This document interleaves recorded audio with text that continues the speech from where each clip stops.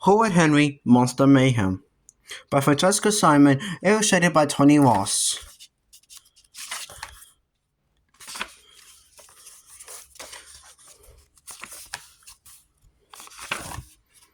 Horrid Henry, Cannibal Cows. It was the weekend, yippee! No school dinners, no missed battle acts, and the best of all, no homework.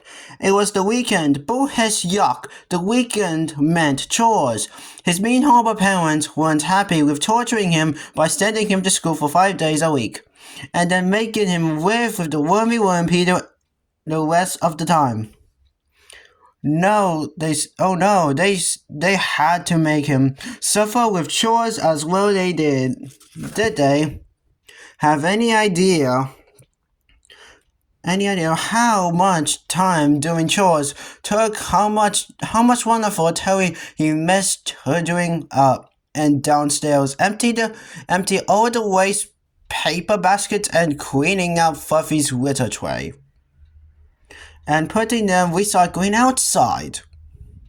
Horrid Henry has lost hours, months, years of his life. It was so unfair. One day, one happy day, he would find a way to get out of this wicked misery. One day, he would find a brother who he could boss around. Perfect Peter bounced into the sitting room and went to the bookshelf. "Go away," said Horrid Henry. "What are you doing?" asked Peter. "I'm going to alphabetize my books." "What does it look like I'm doing, Poopsicle?" said Henry, stretching out of a sofa. If only he didn't have to move. "I'm not a Poopsicle," said Peter. Horrid Henry looked at Peter the Poopsicle, and then Horrid Henry had a brilliant, wonderful, spectacular idea.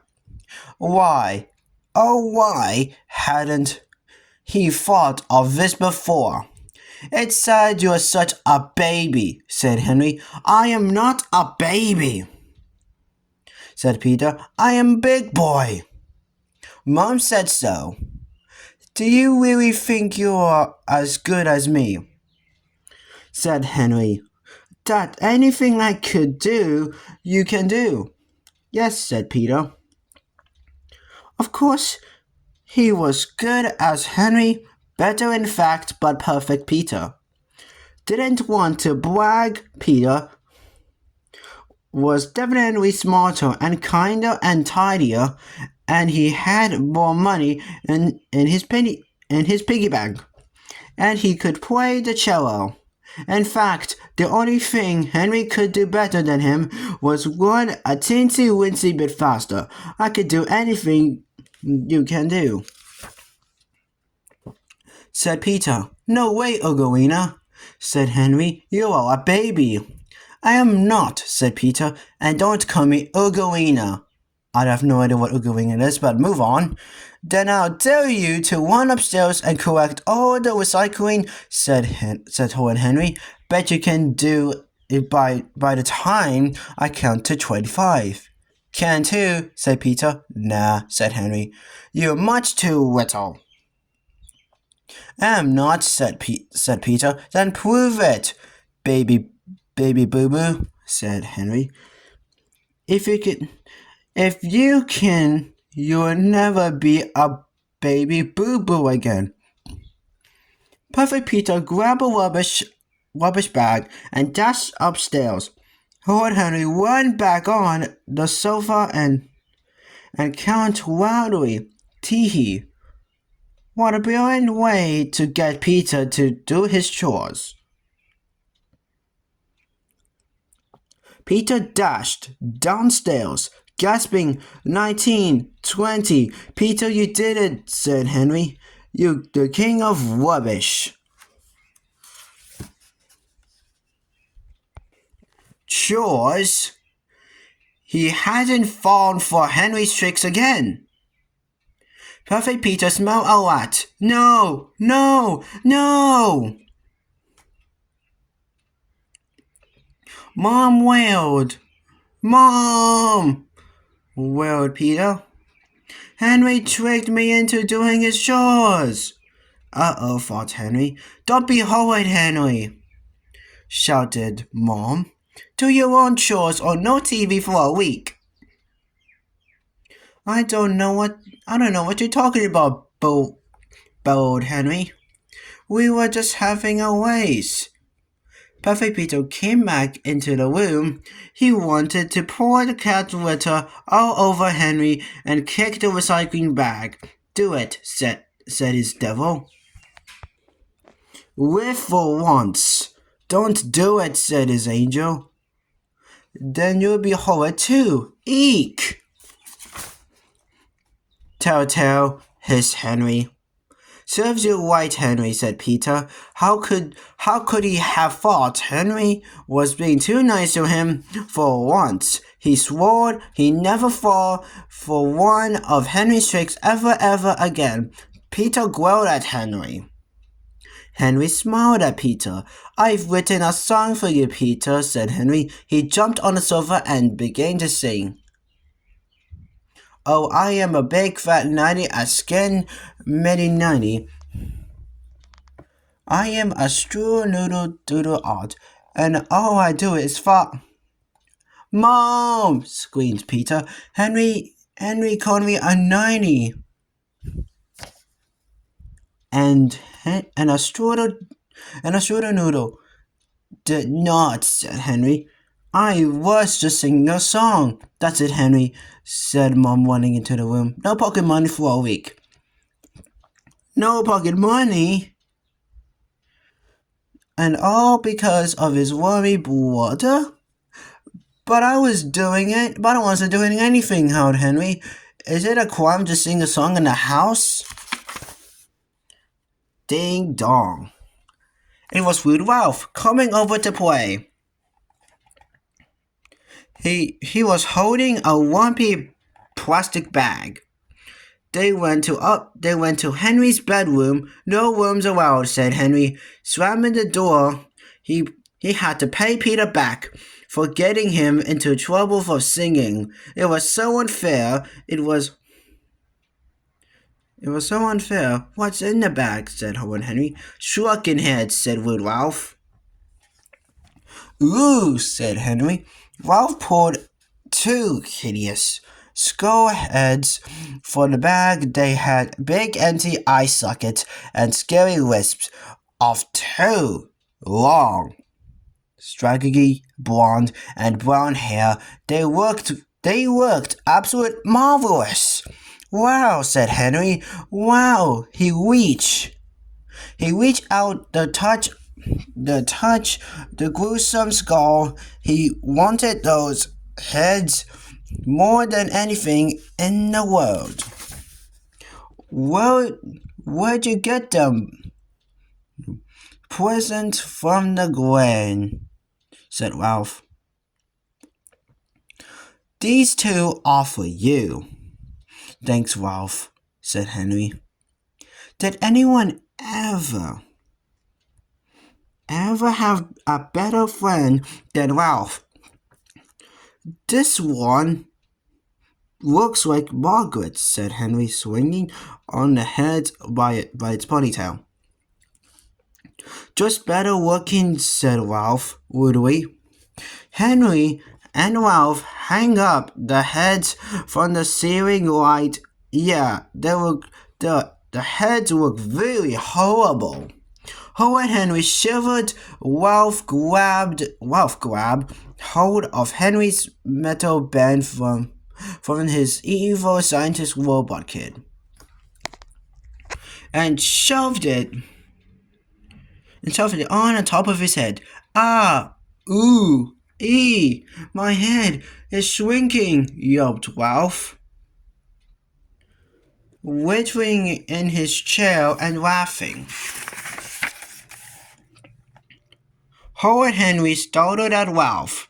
He just had the most brilliant idea ever in the history of the universe. If he could make Peter believe he could shrink heads, Peter would be his power he could make Peter give him all his crisps. He could get Peter's pocket money. He'd never have to steal Peter's chips again. Peter would just hand them over, or else he's gonna rule the house as King Henry the Horrible forever. Peter bellowed, "Henry, come quickly. I have a present for you."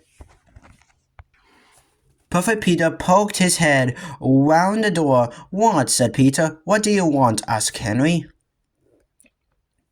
"Margaret or Susan?" "Huh?" "Up there," said Horrid Henry, pointing. Perfect Peter started to skull dangling from the ceiling lamp. One had a dark ponytail, the other had a few blonde tufts. "What are they?" said Peter cautiously. "Margaret and Susan," said Horrid Henry. "They annoyed me for the very last time I shrank their heads." Shame you missed it," said Ralph. Perfect Peter started up at the shrunken heads. No way, absolutely no way." "I don't believe you," said Perfect Peter. He took a step back. "I know an ancient cannibal curse," said Horrid Henry, from my top secret curse book. "When I say the curse with the help of my trusty head shrinker pal." Perfect Peter recoiled.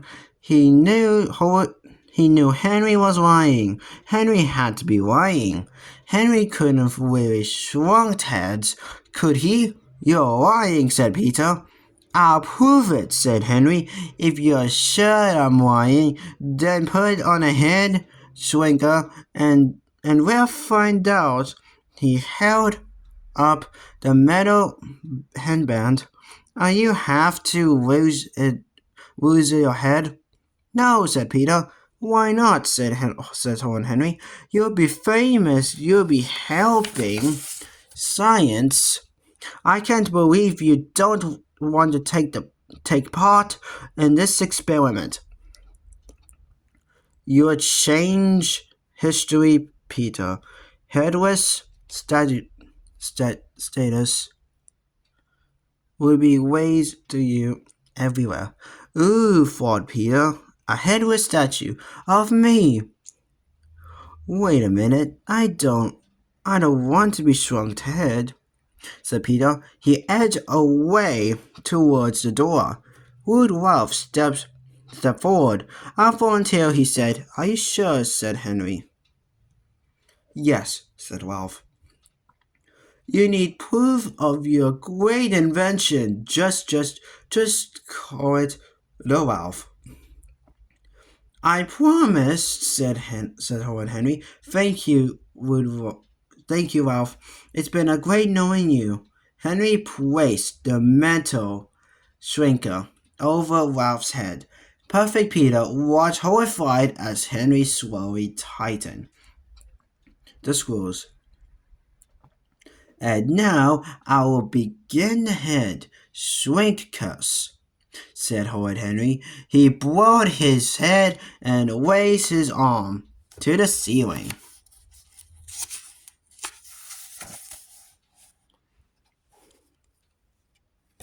Oh God. "Oh, mighty head shrinkers from the paths of Unganu, and all the dishes, menaces, gather round and have a blast." Rudolph began to shudder and shake. Henry carried on. You have your flesh, old Unganu. You have your power, whatever. You have your magic on spirits. Take this head, squeeze it tight. Cook-a-boo, cook-a-boo, cook-a-boo. Rude Ralph gave a blood-curdling scream. Perfect Peter yelped and ran out of the room. "Mom, help!" wailed Peter, running downstairs. "Henry is shrieking Ralph's head." Henry and Ralph choked with laughter. "Henry, get down here this minute," shouted Mom. "You horrid boy." Horrid Henry rolled his eyes. "I'll be right back," he said to Ralph, heading downstairs. Henry said he shrinked Margaret and Susan's heads. Whimpered Peter, "and now he's shrinking Ralph." "Henry, that was so horrible trick to play on Peter," said Mom. "It wasn't a trick," said Henry. "I was doing the science experiment." "Henry, why can't you play nicely with your brother?" said Mom. "I was playing nicely," said Henry. "I offered to give Peter one of my shrinking hands as a present." And then Horrid Henry heard a piercing voice coming from next door's garden. "It's hard being the most popular girl in the class. Everyone wants to be my friend," wailed Moody Margaret. "You aren't the most popular girl," yelled Susan.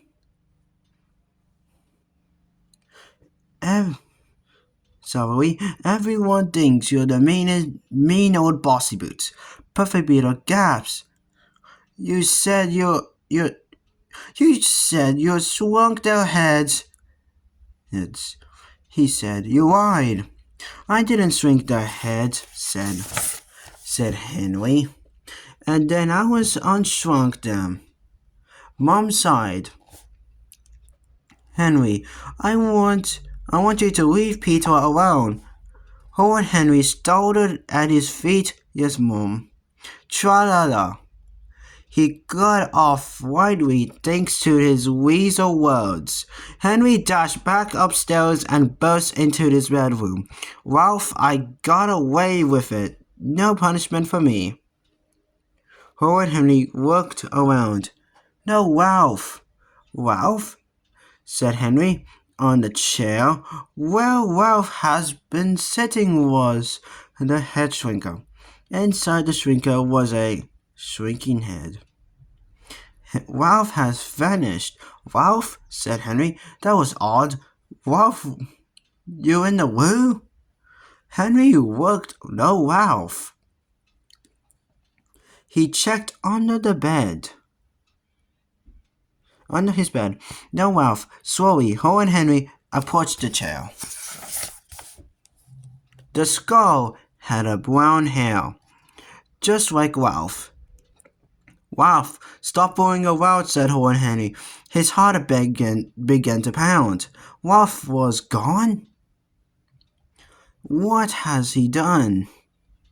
What would he do? "Na na na na na," yelped Ralph, weeping out of the wardrobe. "Tricked you." "Ah!"